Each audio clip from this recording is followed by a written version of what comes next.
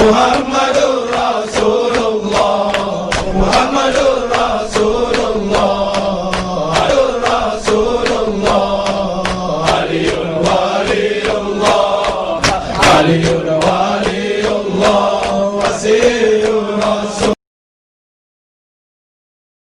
Assalamualaikum warahmatullahi wabarakatuh. Saya Nur Syafiqah binti Muhammad Adnan akan menceritakan tentang bagaimana kedatangan Syiah di Malaysia.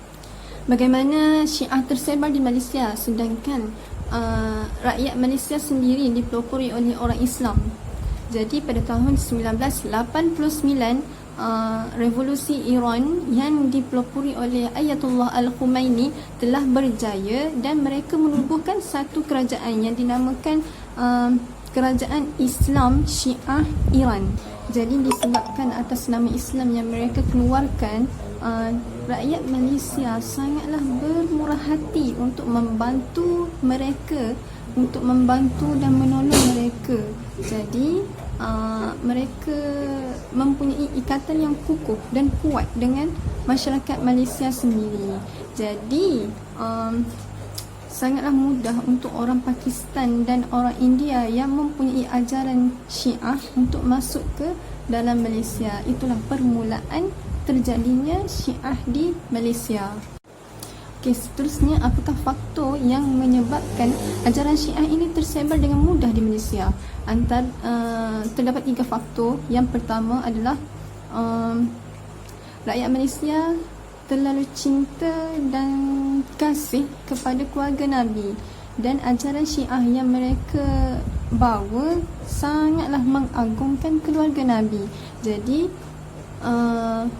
disebabkan hal ini, terdapat ada segelintir masyarakat yang mudah percaya dan masuk ajaran Syiah itu sendiri. Yang kedua, ajaran Syiah ini mempunyai hukum fiqh yang longgar, seperti mana dia menghimpunkan 5 waktu solat di dalam 1 waktu solat.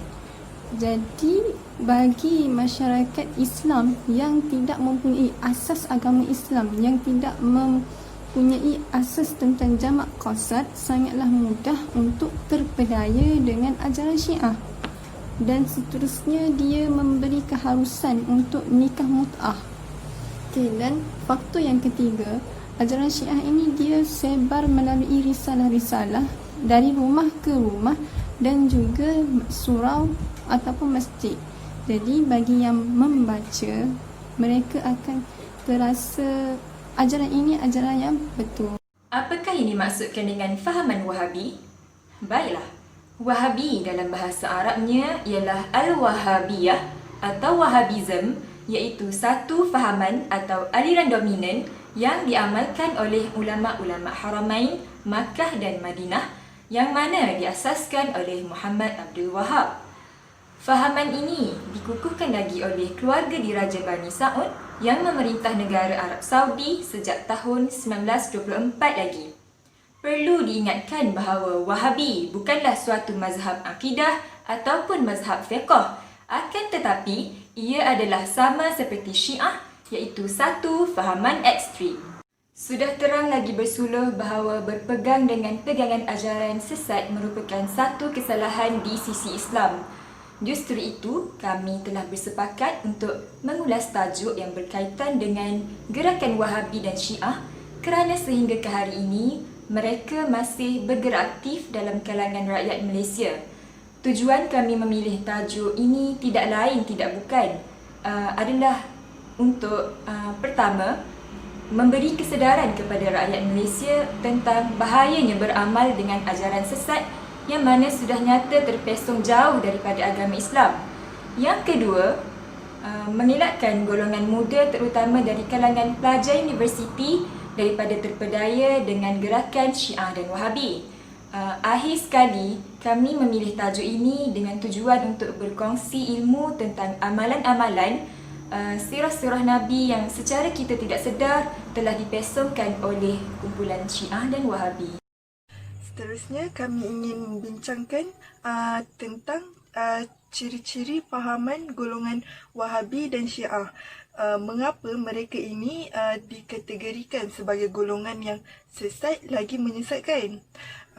Antara contoh fahaman golongan Wahabi yang kami ingin kemukakan di sini ada 4. Yang pertama, mereka sering membahaskan tentang ayat-ayat mutasyabihat. Yang kedua, mereka mudah membida'ahkan sesuatu perkara. Yang ketiga pula, mereka juga mengkritik pengajian Tauhid Sifat 20. Dan yang terakhir, mereka meletakkan isu fiqh dalam bab akidah. Okey, poin yang pertama, golongan Wahabi gemar membahaskan ayat-ayat mutasyabihat dan membahaskan perihal istiwa Allah, iaitu di mana Allah berada, serta ayat-ayat mutasyabihat yang lain. Mereka menerima ayat-ayat tersebut secara zahir. Contohnya, mereka berpendapat bahawa Allah mempunyai mata, muka, tangan serta anggota badan.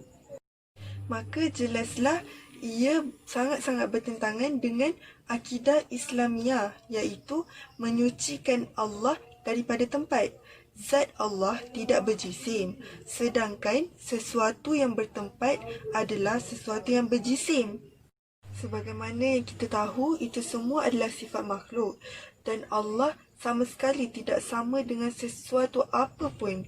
Sebagaimana firman Allah Subhanahu Wa Taala dalam surah An-Nahl ayat 74 yang bermaksud, maka janganlah kamu menyamakan Allah. Seterusnya, golongan Wahabi juga gemar membuat tuduhan bid'ah terhadap apa yang mereka tidak persetujui. Mereka menganggap hujah yang tidak selari dengan mereka adalah hujah yang lari daripada Rasulullah SAW. Antara contohnya, mereka melarang menziarahi kubur Rasulullah SAW, para sahabat dan juga orang-orang soleh. Mereka juga melarang keras pengikutnya bertawassul dengan baginda SAW dan orang-orang mukmin. Hakikatnya, amalan ini merupakan sunnah baginda dan juga amalan para sahabat. Yang ketiga, Wahabi dan pengikutnya menghina pengajian Tauhid Islam, iaitu pengajian Tauhid Sifat 20 bagi Allah. Bahkan mengkafirkan sesiapa yang mempelajari ilmu ini. Mereka mendakwa ianya berasal daripada kafir Greek falsafah Yunani. Akhir sekali, mereka sering meletakkan isu fiqh ke dalam bab akidah seperti tawassul dan istighatsah. Seterusnya, mensyirikkan dan mengkafirkan amalan-amalan yang tidak sehaluan dengan mereka seperti selawat syifa dan selawat tafrijiyah. Antara 4 contoh perlakuan Syiah pula, yang pertama, mengamalkan prinsip Imam 12. Yang kedua, menghalalkan perkahwinan mut'ah. Yang ketiga, mempertikaikan kesempurnaan Al-Quran. Dan yang keempat, meremehkan solat.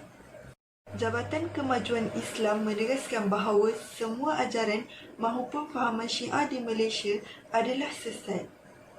Termasuklah dakwah Syiah sebagai sebuah mazhab yang berasaskan aliran Syiah Imamiyah Isna Asyariyah atau lebih dikenali sebagai Imam 12. Penyelewengan yang dilakukan antaranya ialah meyakini bahawa imam itu ialah maksum, tiada solat Jumaat, mengkafirkan para sahabat serta terlalu menyanjung Sayyidina Ali radhiyallahu anhu. Yang kedua, menghalalkan perkahwinan mut'ah.